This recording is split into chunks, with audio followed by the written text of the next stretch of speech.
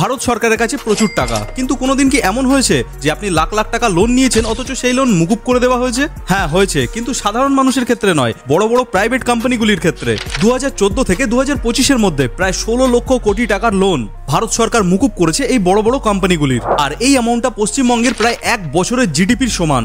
এর মধ্যে এমন কিছু কোম্পানি রয়েছে যাদের নাম আপনারা খুব ভালোভাবেই জানেন। প্রশ্ন হচ্ছে, সরকার ঋণ মুকুব করেছে, তাতে আমাদের কি যায় আসে? আমাদের তো কোনো ক্ষতি হয়নি। কিন্তু বিষয়টা এমন নয়। ওই ক্ষতিপূরণটাকে মেকআপ করা হয়েছে সাধারণ মানুষের উপর অতিরিক্ত ট্যাক্স লাগিয়ে, যেটা আমি এবং আপনি প্রতিদিনই দিচ্ছি।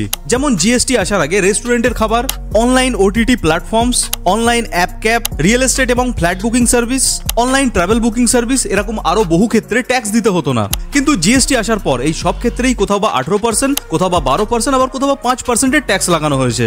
বুঝতে পারছেন তো কাদের থেকে পাওনা টাকা কোথা থেকে মেকআপ করা হচ্ছে? যদিও রিসেন্টলি শোনা যাচ্ছে জিএসটিটাকে এডিট করা হচ্ছে এবং বেশ কিছু ক্ষেত্রে ট্যাক্সের পরিমাণ কমানো হচ্ছে। কিন্তু তাও বলবো, সতর্ক থাকুন, বুঝতে শিখুন এবং সঠিক ডিসিশন নিন। আর অনেক কিছু জানার জন্য সাবস্ক্রাইব করুন।